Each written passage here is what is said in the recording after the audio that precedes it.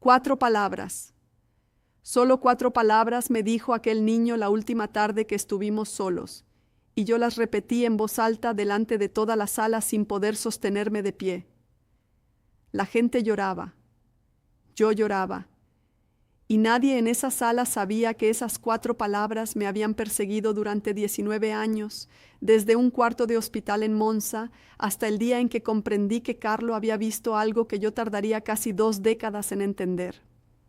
Lo dijo con la voz ronca, casi sin fuerza, y aún así con una calma que no era de este mundo. 4 palabras. Las anoté esa misma noche en el margen de un sobre que él me había entregado 2 días antes. Un sobre que me hizo prometer que no abriría. Y lo cumplí. 19 años sin abrirlo. Mi nombre es Renata Bellardi. Fui madrina de bautismo de Carlo Acutis, amiga cercana de la familia Salzano durante más de 30 años, y trabajé como enfermera pediátrica en el norte de Italia durante 29 años. Casi 4,000 pacientes pasaron por mis manos.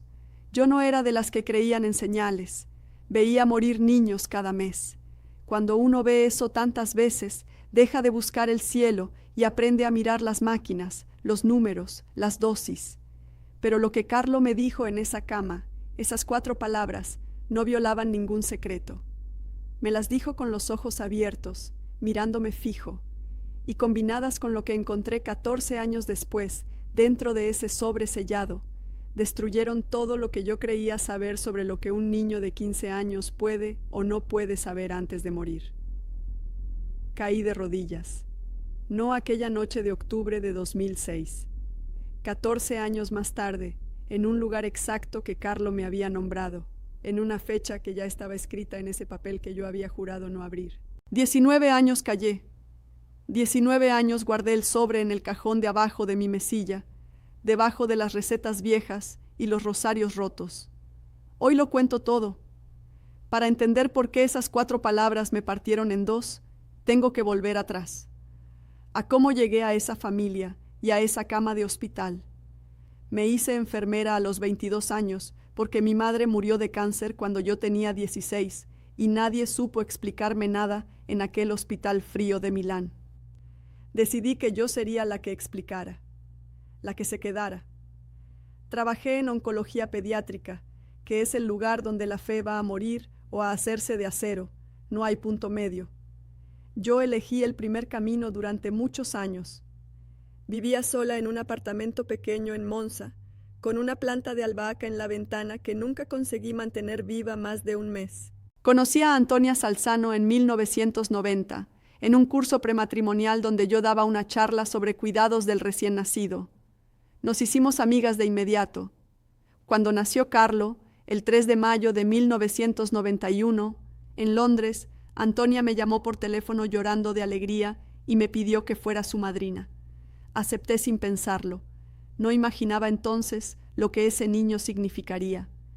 La familia volvió a Italia siendo Carlo muy pequeño. Lo vi crecer. Y desde muy temprano hubo algo en él que yo, con mi cabeza de números y dosis, no sabía dónde poner. Tenía 7 años cuando me dijo, en la cocina de su casa, mientras yo cortaba manzanas, una frase que me dejó el cuchillo en el aire. Me preguntó si yo creía que las personas que cuidaban a los enfermos llegaban antes al cielo. Le dije que no lo sabía, que yo no estaba segura de que hubiera cielo. Y él me miró con esos ojos tranquilos y me contestó, «Tú vas a estar segura, solo que vas a tardar mucho». Tenía 7 años. Me reí, le revolví el pelo, seguí cortando manzanas. Pero esa frase se me quedó clavada como una astilla que no se ve, pero se siente cada vez que cierras la mano. Lo que no entendí entonces, y tardé 30 años en entender, es que Carlo no hablaba por hablar. A los 11 años, Carlo empezó algo que para mí, en aquel momento, era apenas la afición de un niño raro con ordenadores. Había decidido catalogar todos los milagros eucarísticos del mundo. Todos. Se sentaba frente a la pantalla horas, recopilando casos, fechas, lugares. Lanciano, Buenos Aires, Santarém. Cuando le pregunté por qué hacía eso, me dijo que quería que la gente viera que Dios seguía estando aquí, en la tierra, en cosas concretas, no en ideas bonitas. Como tú con las máquinas, me dijo. Tú no crees en lo que no puedes medir. Yo te voy a dar algo que se pueda medir. No le di importancia. Un niño con una afición. Más de 160 casos llegó a documentar, y esa investigación recorrería después el mundo entero en exposiciones. Pero en aquel momento, para mí, era solo Carlo siendo Carlo. El verano de 2006 fue distinto. Carlo tenía 15 años y una energía que me preocupaba sin saber por qué. Lo noté más delgado en agosto. Antonia decía que era el estirón. Yo, que había visto 4000 cuerpos, sentí algo en el estómago que no supe nombrar. Una madre no siempre ve. Una enfermera, a veces, ve demasiado. A principios de octubre todo se precipitó.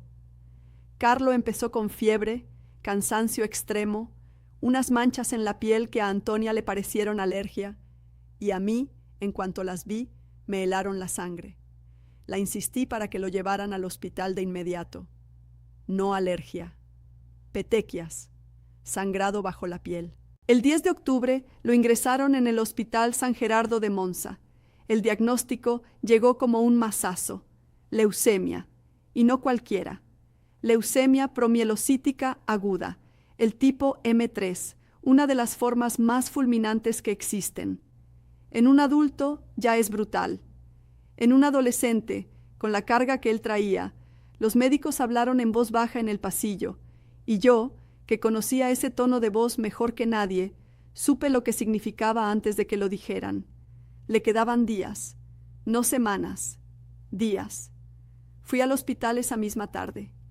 Entré en la habitación con mi bata, porque el personal me dejaba pasar como colega, y me senté a su lado. Carlo estaba pálido, con vías en ambos brazos, el monitor marcando una frecuencia cardíaca de 112 latidos por minuto, demasiado alta. La saturación de oxígeno en 91%. Los números que yo sabía leer me decían una cosa. Los ojos de Carlo me decían otra completamente distinta.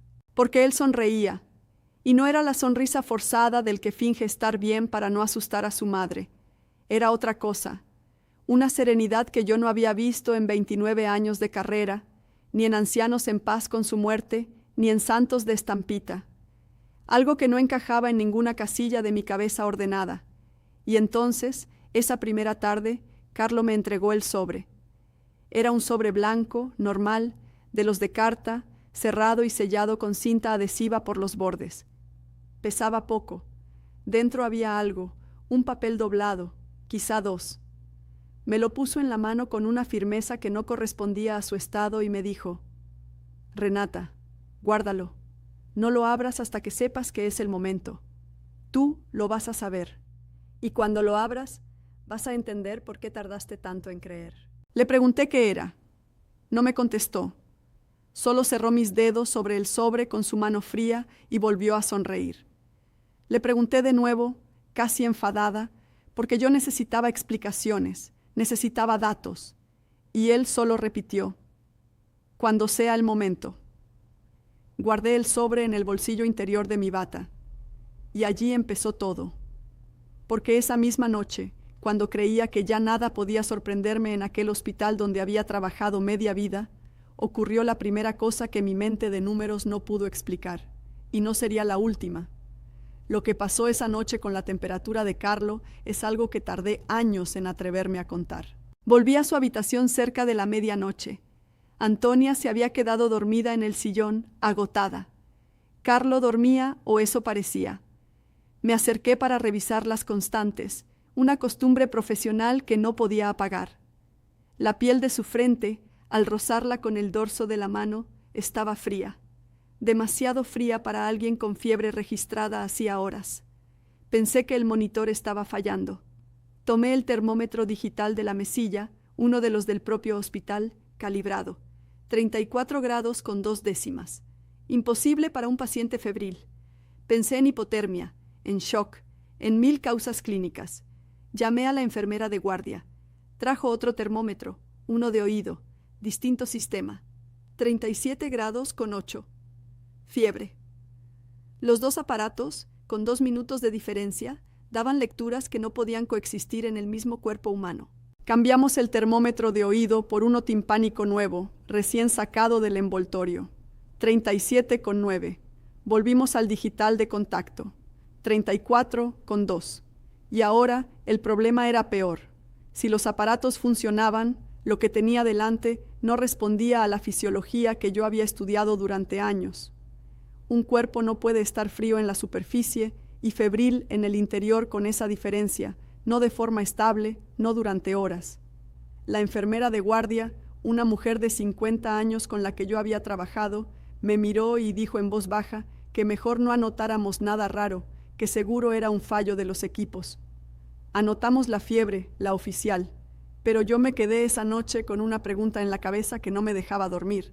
A las 3 de la madrugada Carlo abrió los ojos. Antonia seguía dormida.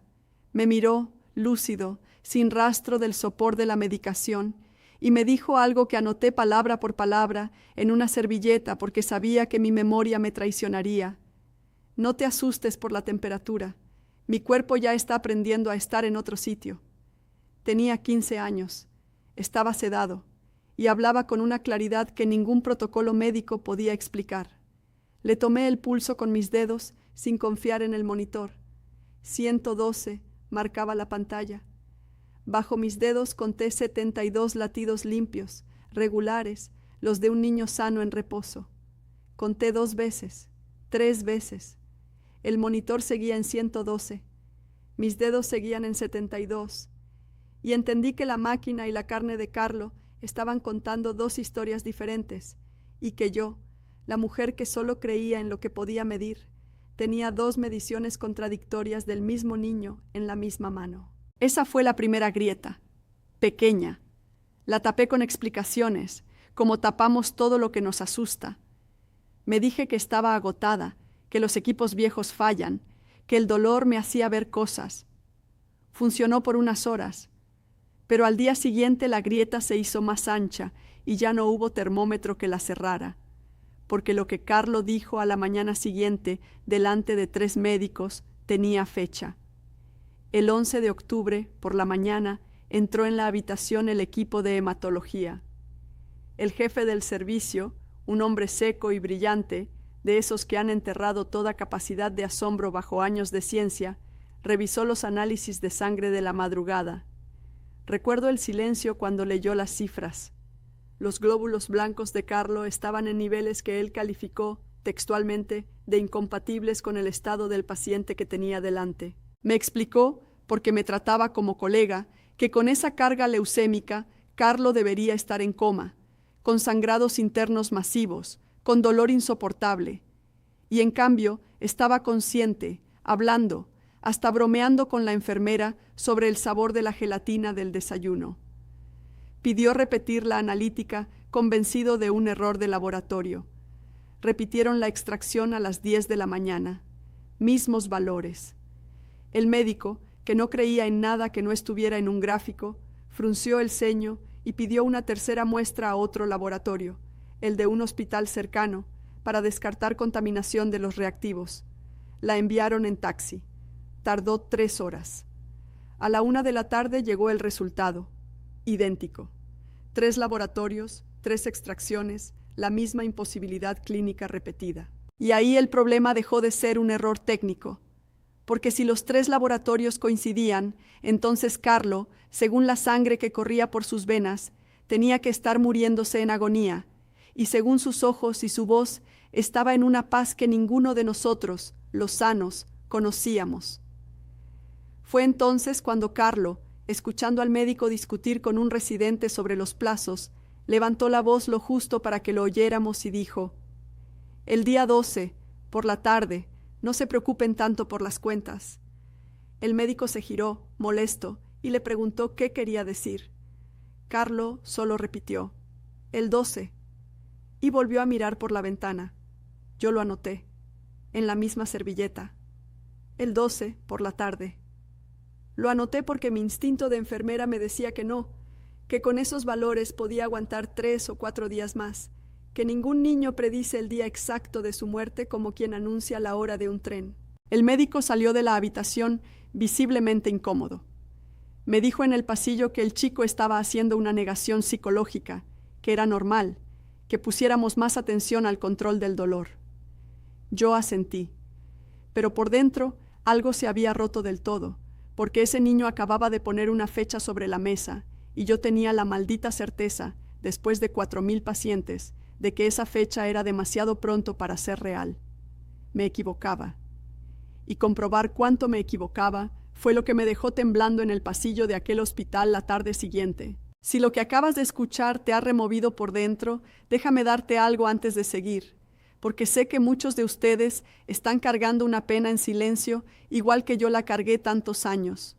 Preparé una novena a Carlo Acutis, completamente gratis, para que tú también puedas pedirle por esa persona que llevas en el corazón, por esa salud, por esa familia. La tienes en la descripción, en el primer enlace, justo debajo de este vídeo. Descárgala y rézala estos 9 días. Pero antes de contarte por qué te lo pido precisamente ahora, tengo que volver a esa servilleta donde yo había escrito una fecha que no quería creer. La mañana del 12 de octubre amaneció gris sobre Monza. Llegué temprano, antes de mi turno, porque no había dormido. La fecha escrita en la servilleta me quemaba en el bolsillo.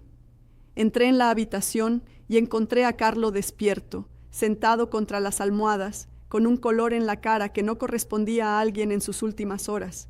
Antonia le daba pequeños sorbos de agua. Había una serenidad en el aire que yo, profesional del miedo, no supe reconocer porque nunca la había sentido. Las constantes de la mañana, sin embargo, contaban otra historia. La saturación había caído al 87%. La presión arterial, 85/50. El cuerpo empezaba a apagarse aunque la mente brillara más que nunca. Le revisé las vías, le ajusté la oxigenoterapia. Mis manos hacían lo que sabían hacer mientras mi cabeza giraba alrededor de una sola palabra: el 12. Hacia el mediodía pidió ver a un sacerdote. Vino el capellán del hospital, un hombre mayor, y Carlos se confesó y recibió la comunión con una compostura que dejó al sacerdote en silencio largo rato después. No oí esa confesión, por supuesto, pero sí estuve cuando, terminado el sacramento, con los ojos completamente abiertos y la voz clara, Carlo me llamó con un gesto de la mano. Me acerqué. Antonia había salido un momento a hablar con los médicos. Estábamos solos, él y yo, igual que aquella tarde de las manzanas, igual que siempre. Y me dijo las 4 palabras. No las voy a decir todavía, porque para que entiendas el peso que tienen, primero tienes que saber lo que pasó después, y lo que encontré 14 años más tarde. Te pido paciencia. Yo esperé 19 años.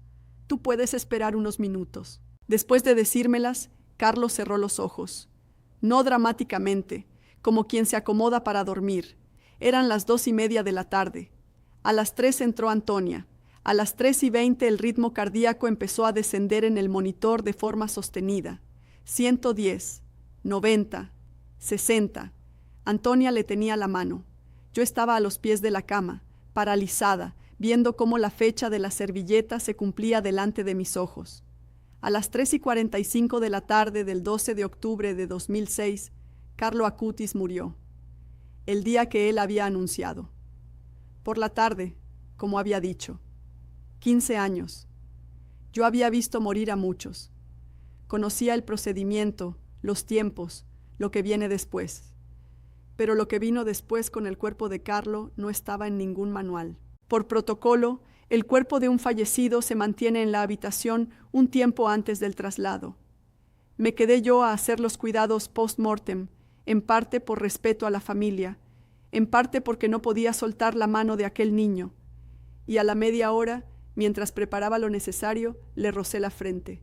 Seguía tibia, no fría como deben estar los cuerpos, tibia como un niño dormido.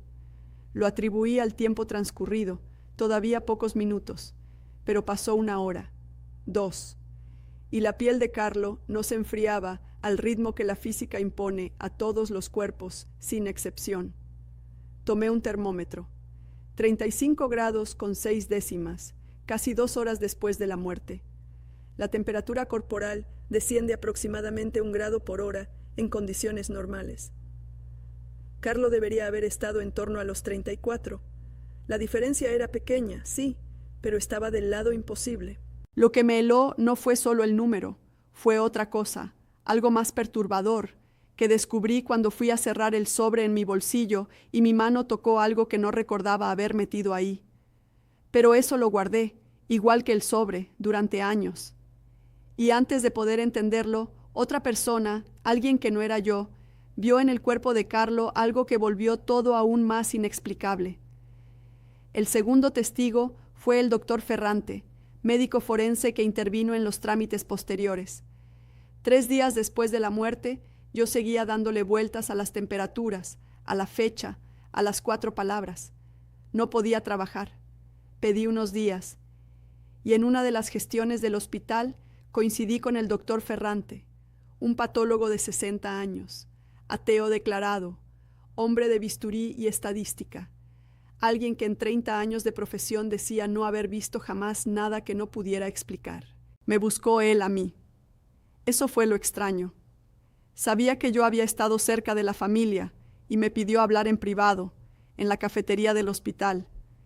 Tenía las manos un poco temblorosas, cosa rara en un forense.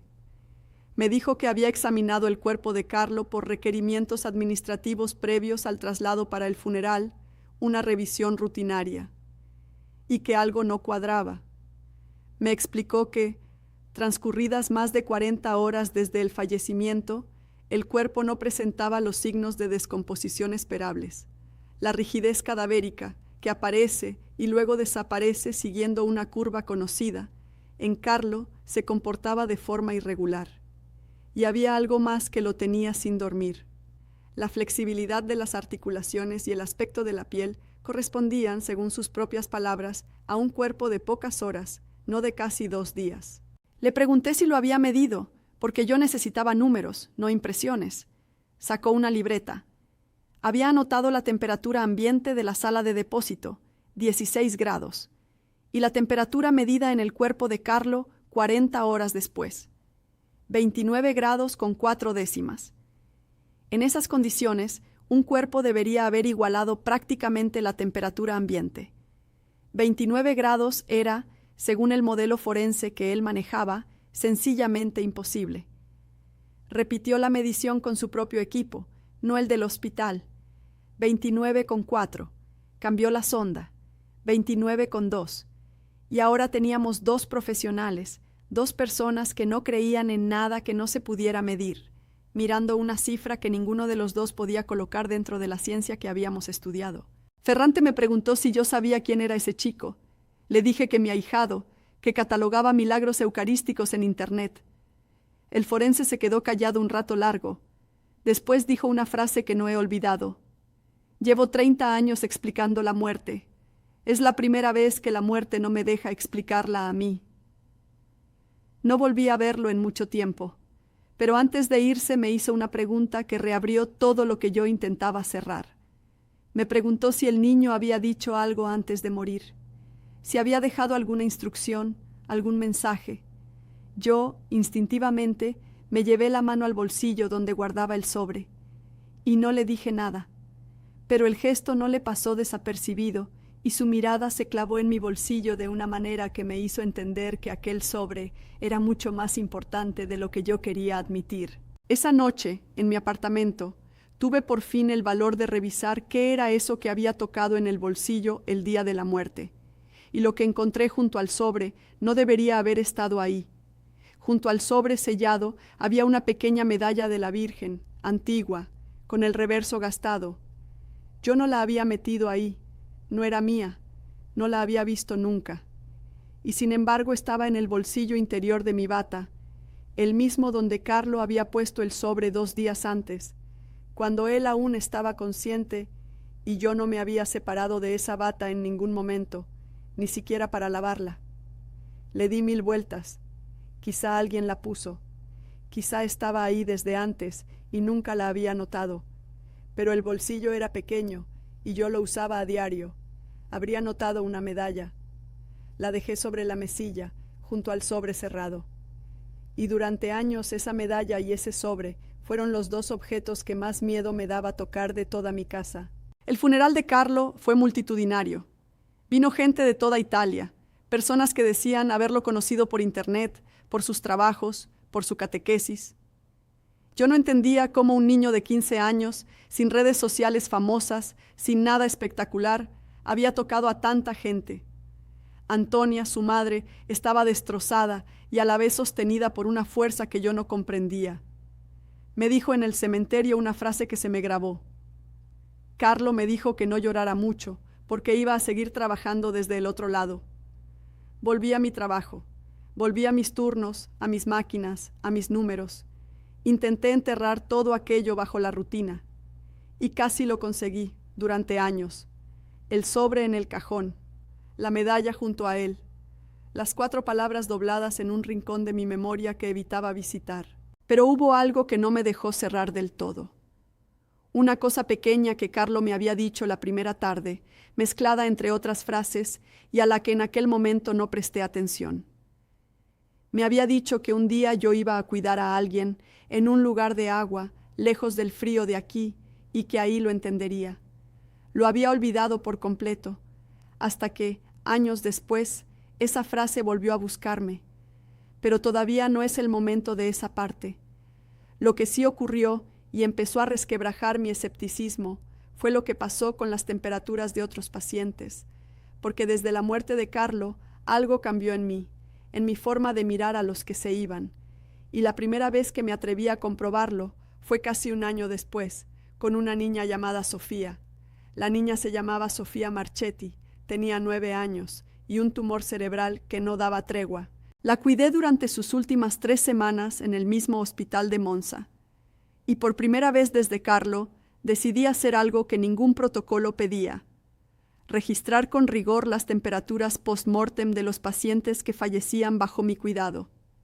No por morbo, por necesidad de entender. Necesitaba saber si lo de Carlo había sido un error mío, una alucinación del dolor, o si la física de la muerte podía romperse. Sofía murió un martes por la mañana. Registré su temperatura cada media hora, con un termómetro calibrado que llevaba yo misma, y el descenso fue exactamente el esperado por la ciencia, 1 grado por hora, sin excepción. A las 4 horas, la curva era de manual. La física se cumplía. La muerte era en Sofía lo que la muerte siempre había sido. Repetí el registro con otros 3 pacientes a lo largo de ese año. Todos siguieron la curva normal. Todos. La conclusión era demoledora para mí. Lo de Carlo no era un fenómeno general de la muerte. Era algo específico de Carlo. Y eso, en lugar de tranquilizarme, me aterró más, porque significaba que no podía descartarlo como un error de mis instrumentos o de mi cabeza. Algo había sido distinto solo en él. Fue entonces cuando recordé la medalla. La saqué del cajón y la miré con otros ojos. En el reverso, casi borrado, había una inscripción que con una lupa conseguí leer, unas iniciales y una fecha. La fecha era de 1947. Las iniciales no correspondían a nadie de la familia Acutis que yo conociera. ¿De dónde había salido esa medalla? ¿Cómo había llegado a mi bolsillo? Llamé a Antonia. Le describí la medalla sin decirle dónde la había encontrado. Hubo un silencio largo al otro lado. Después me dijo que esa medalla había pertenecido a su propia abuela, fallecida décadas atrás, y que Carlos se la pedía a veces para rezar, pero que tras su muerte la habían buscado para enterrarla con él y nunca apareció. La dieron por perdida. Antonia me preguntó cómo sabía yo de esa medalla. No supe qué responder. ¿Cómo le decía que la medalla perdida de su bisabuela había aparecido en el bolsillo de mi bata, sellada junto a un sobre que su hijo me había prohibido abrir? Le dije que la había visto en una foto antigua. Mentí, y al colgar miré la medalla en mi mano y sentí, por primera vez en mi vida adulta, que había cosas que mis números no iban a poder explicarme nunca. Esa noche estuve a punto de abrir el sobre. Lo tuve en las manos, las tijeras al lado, pero las palabras de Carlo me detuvieron. Tú vas a saber cuándo es el momento. Y yo sabía, con una certeza que no entendía, que ese no era el momento. Volví a guardarlo. La medalla, en cambio, empecé a llevarla conmigo. No sé por qué.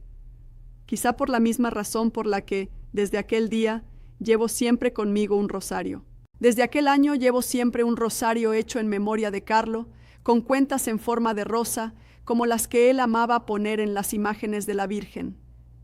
No hace milagros, no es una reliquia, no quiero engañar a nadie. Es, sencillamente, mi manera de rezarle cada mañana y de tener cerca a ese niño que me cambió la vida. Lo dejé también en la descripción, por si tú quieres llevarlo contigo o regalárselo a alguien que esté pasando por lo que yo pasé. Llega a cualquier país.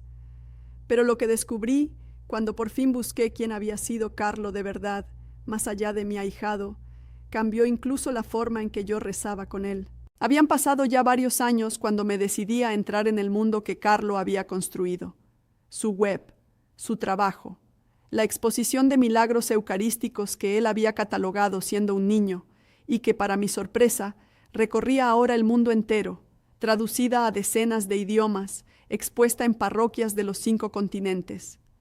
Más de 160 casos documentados por un adolescente desde su ordenador en Milán. Me senté una tarde de invierno a revisar todo aquello y entendí por fin lo que Carlo había querido decirme con 7 años en la cocina. Yo te voy a dar algo que se pueda medir. Su obra entera era eso, un intento de poner ante los escépticos como yo hechos concretos, lugares, fechas, análisis. La ancianó, donde un trozo de carne y sangre se conserva desde el siglo VIII y los estudios científicos hallaron tejido cardíaco humano. Buenos Aires, 2004, donde una hostia se transformó en tejido de miocardio inflamado, analizado en laboratorios que no sabían qué estaban examinando. Carlo había reunido todo eso para gente como yo, y por primera vez, leyéndolo, no busqué la trampa, busqué entender. Contacté de nuevo con Antonia. Le pedí que me contara cosas de Carlo que yo no supiera, cosas de sus últimos meses. Y ahí Antonia me reveló algo que me dejó sin respiración. Me contó que Carlo, en septiembre de 2006, semanas antes de enfermar, le había dicho que iba a ofrecer su vida por la Iglesia y por el Papa. Una frase que ella tomó como piedad de niño devoto, pero había algo más. Antonia me dijo que Carlo había escrito en un cuaderno que ella conservaba varias frases sobre lo que pasaría después de su muerte.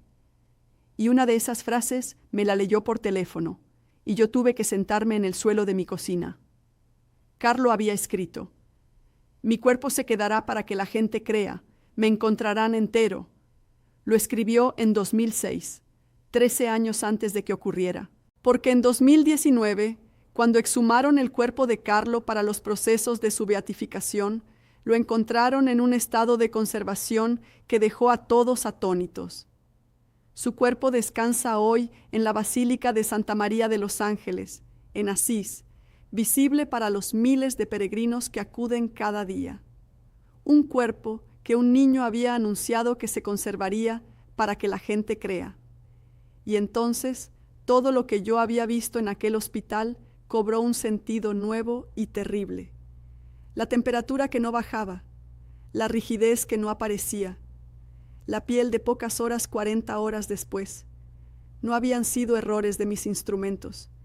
Habían sido el principio de algo que Carlo ya sabía que ocurriría con su cuerpo. Lo había escrito, lo había anunciado a su madre, y de algún modo a mí me lo había mostrado en directo, en esa habitación, como diciéndome: mira, Renata, mira con tus máquinas, esto se puede medir. Le pregunté a Antonia si en ese cuaderno había algo más, algo que me involucrara a mí. Hubo un silencio, y después me dijo que sí, que había una página donde Carlo había escrito sobre su madrina, pero que no me la iba a leer por teléfono, que tenía que ir a Asís, en persona, cuando llegara el momento. Otra vez esa palabra, el momento. Antes de colgar, Antonia me dijo una cosa más, que Carlo, en esa página, había escrito una fecha y un lugar, y un nombre, y que cuando yo entendiera de qué se trataba, sabría por fin por qué su hijo me había elegido a mí, la mujer que no creía, para guardar el sobre. Colgué temblando, miré el sobre en el cajón, y supe que el momento se acercaba, aunque todavía no había llegado. Lo que no imaginaba era cómo llegaría, porque no fui yo quien decidió el momento. Fue una enfermedad, 14 años después de la muerte de Carlo, la que me llevó exactamente al lugar que él había nombrado. En marzo de 2020, el mundo se detuvo. Y yo, enfermera jubilada de 61 años, volví a ponerme la bata. La pandemia arrasaba el norte de Italia, precisamente la zona donde yo había vivido toda mi vida. Lombardía. Los hospitales colapsaban. Pidieron voluntarios, personal retirado, cualquiera con experiencia. Y yo, que llevaba años intentando huir de los hospitales por todo lo que me recordaban, sentí que tenía que volver. No por heroísmo, por algo que no sabía nombrar. Una especie de cita pendiente. Me destinaron a un hospital de campaña improvisado, lejos de Monza, en una zona costera donde habían habilitado un antiguo pabellón junto al mar para descongestionar los centros saturados. Un lugar de agua. Cuando llegué y vi el mar desde la ventana del pabellón, algo me golpeó el pecho, pero no até los cabos todavía. Estaba demasiado agotada, demasiado asustada por lo que se venía. Las primeras semanas fueron un infierno que no le deseo a nadie. Pacientes que entraban hablando y morían en horas. Saturaciones de oxígeno que se desplomaban.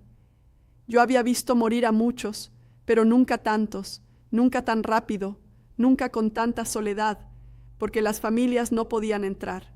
Los enfermos morían solos, y yo, muchas veces, era la última mano que sostenían. Una madrugada de abril me tocó cuidar a un hombre mayor, de unos 80 años, que se apagaba. Le sostuve la mano, y por costumbre, por esa costumbre que nació con Carlo, le toqué la frente cuando murió. Fría, como debía estar. La física se cumplía. Saqué mi rosario de cuentas de rosa, recé por él, y al guardarlo mi mano rozó la medalla que llevaba siempre en el bolsillo. La medalla de la bisabuela de Carlo, la que había aparecido sin explicación. Y en ese momento, mirando el mar gris por la ventana al amanecer, en aquel lugar de agua lejos del frío de Monza, recordé la frase de Carlo: vas a cuidar a alguien en un lugar de agua, lejos del frío de aquí, y ahí lo entenderás. 14 años. Y yo estaba exactamente donde un niño de 15 años me había dicho que estaría. Las manos me temblaban tanto que tuve que sentarme. Saqué el teléfono y llamé a Antonia, sin importarme la hora. Le conté dónde estaba, el nombre del lugar, y le pedí, le supliqué, que me leyera por fin lo que Carlo había escrito sobre mí en aquel cuaderno.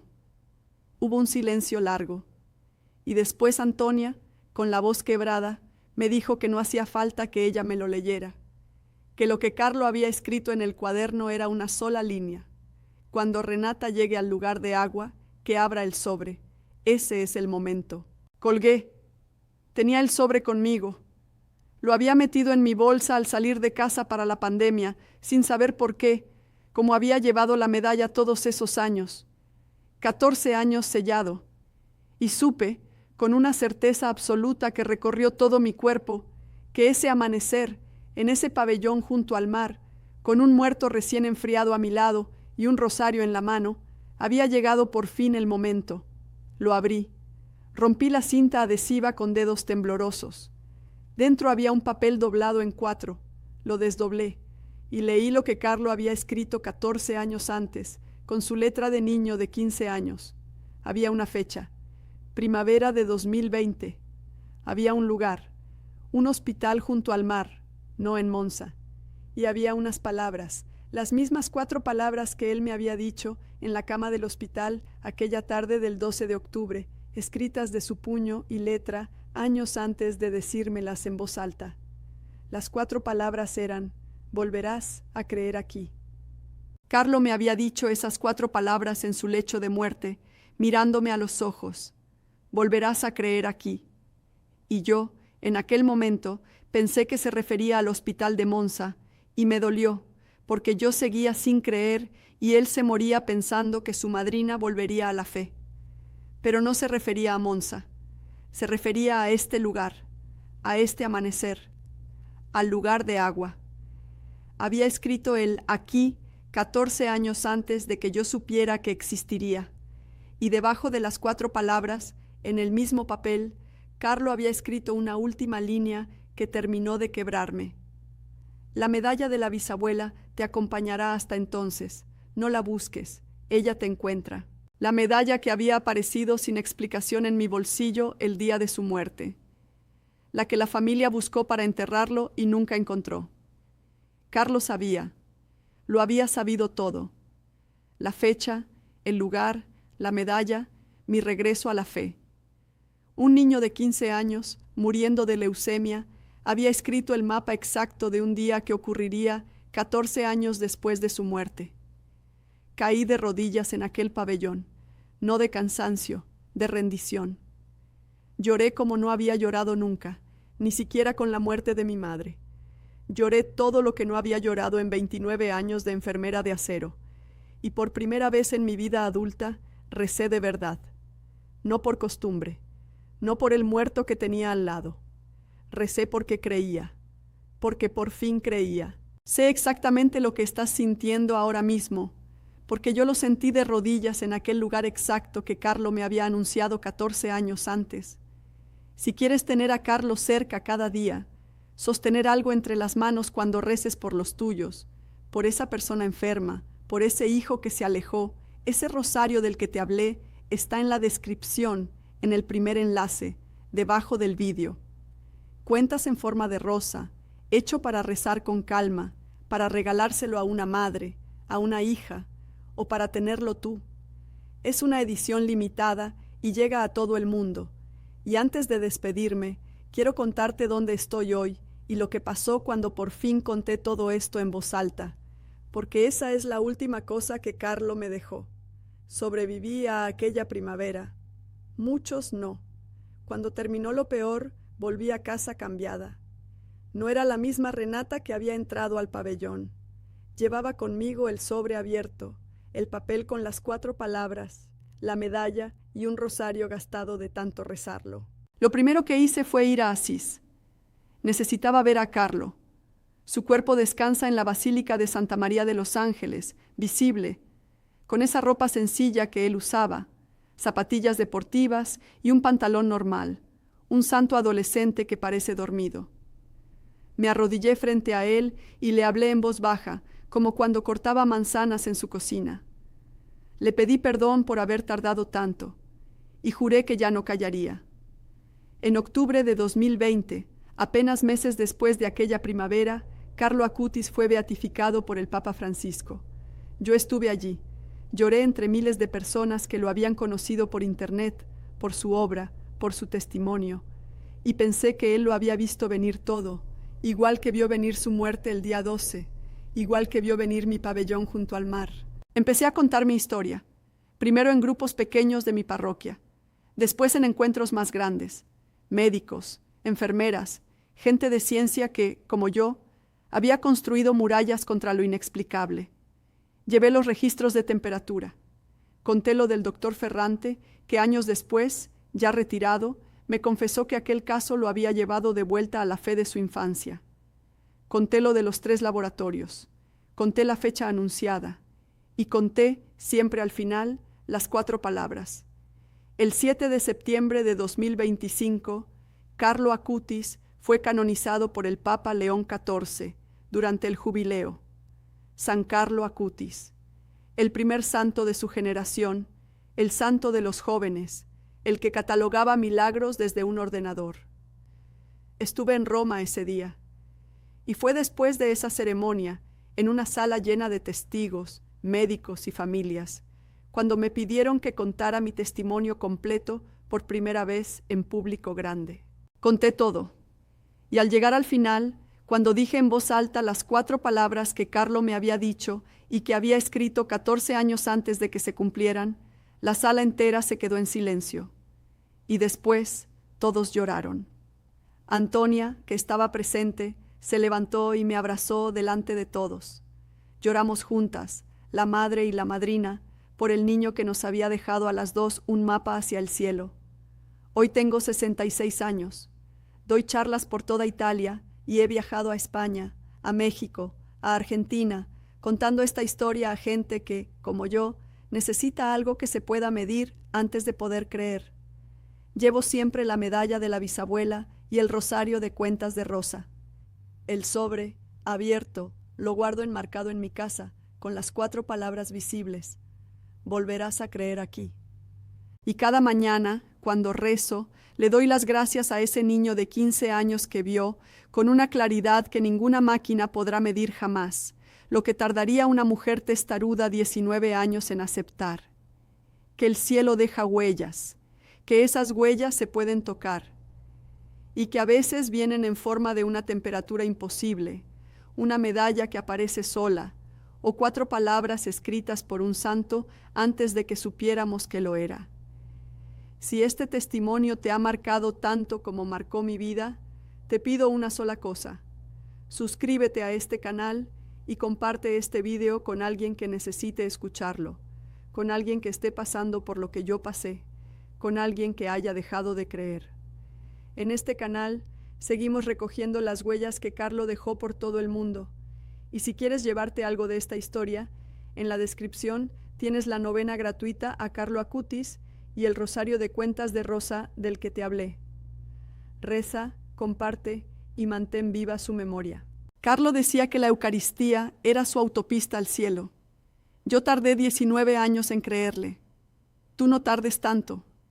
Las huellas del cielo están en todas partes. Solo hay que saber mirar.